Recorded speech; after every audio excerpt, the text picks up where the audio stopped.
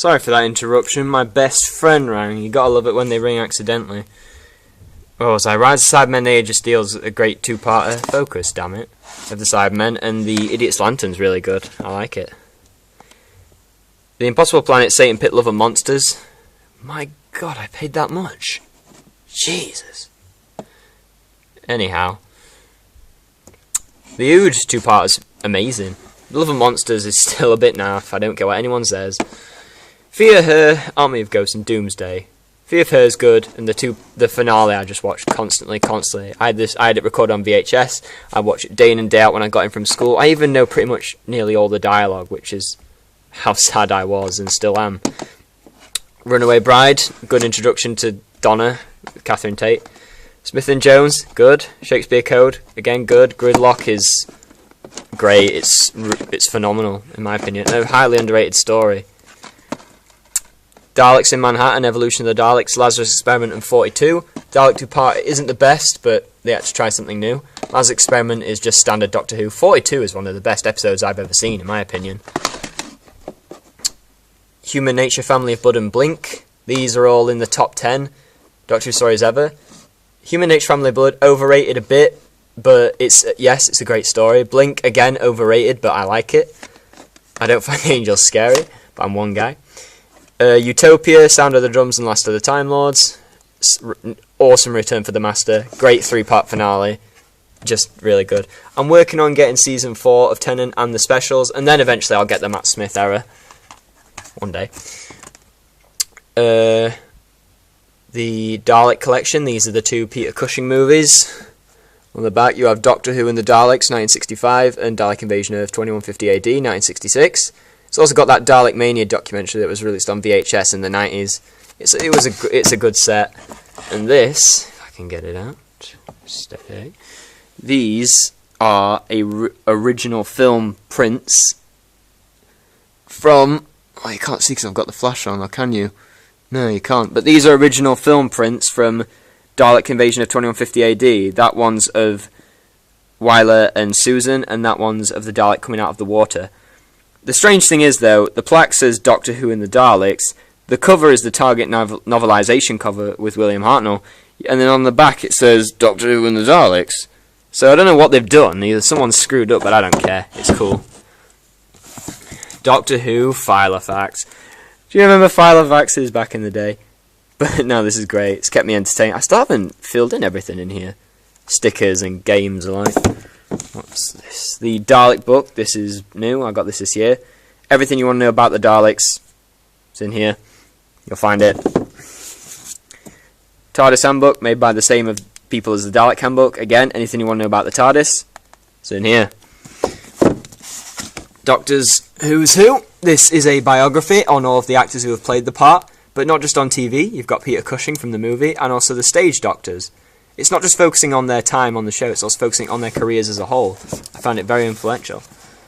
Monsters and Villains. This was my first Doctor Who book. Basically, any basic thing you want to know about most Doctor Who monsters at first, you're going to find it. Daleks, Cybermen, Autons, Hemovores, Ice Warriors, Yeti, Zygons. You know, it's all in there. It's great. It's great stuff. Aliens and Enemies was the sequel book, if you like. Another good addition. Creatures and Demons, the threequel, another good addition. Starships and Space Stations. This is when I noticed it started to get a bit dry. These were coming out every once a year. Companions and Allies was a nice revival. Bit pointless though, I thought, but it was nice. The Time Traveller's Alamic. I don't think I've actually read this. This is just a fact finder. I've got the encyclopedia with David Tennant and Freema Agyeman. This is from around 2007. I know there's an updated version. And the Inside Story, which is basically how they've been making the 2005 and 6 series, which is a good book. Right, moving on down here. Oh, for God's sake. You see, with DVDs, they just fall over all the time. You don't get that with all these. VHS. I will move these so I can show you the VHS. In fact, I don't think it's worth getting them off the shelf. Nah, sorry guys. Oh, I decided to get VHS around 2011 because they were cheap. And at first I'd get them for stories where I couldn't care for the special features. Now I realise I can probably just get them on DVD. But I've decided if there's a story, and I see it on VHS, and it's cheap, I'll get it, and I'll get it on DVD later. Simple analysis. Anyway, The Aztecs, William Hartnell, 4-part story, really good. Barbara shines in it, of course.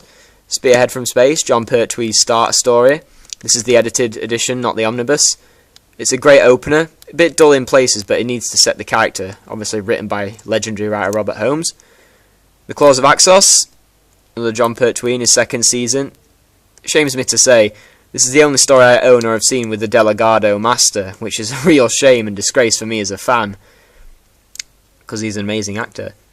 The Curse of Peladon, released, if you can see there, in the Doctor Who 30th anniversary year, 1993.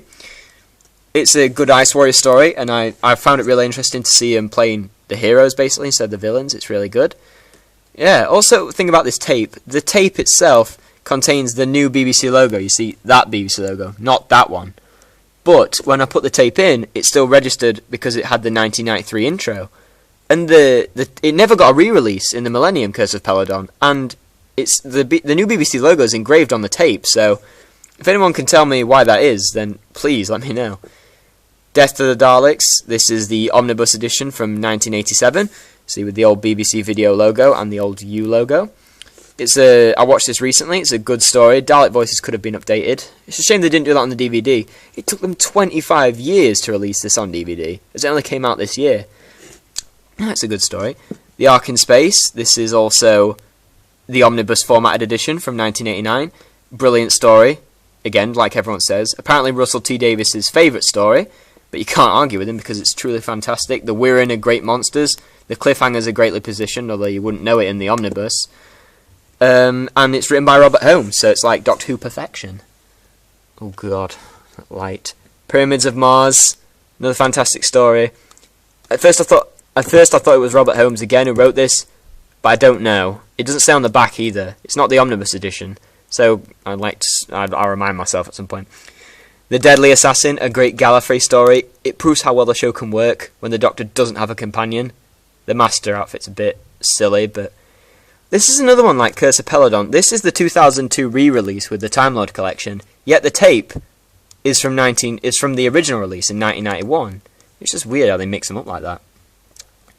Robots of Death, like Death to the Daleks. This is with the old U logo and BBC video. This is from 1986, so it was one of the first. I haven't watched this yet, but it's one of the highest ranking Doctor Who stories, so I need to watch it.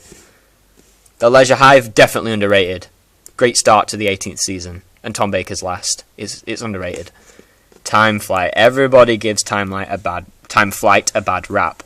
Part 1, I can see why. It picks up from there, definitely underrated from there. Definitely could have been structured better, and it shouldn't have finished the 19th season, but it's alright. Again, Arc of Infinity, start of the 20th. Good revival for Omega. Peter Davison shines throughout the whole thing in general, but again, not everyone likes it, and I'm not sure why.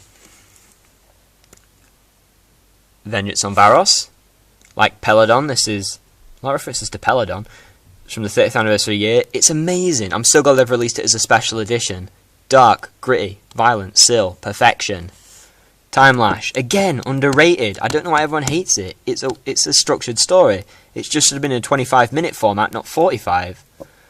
Great Show in the Galaxy.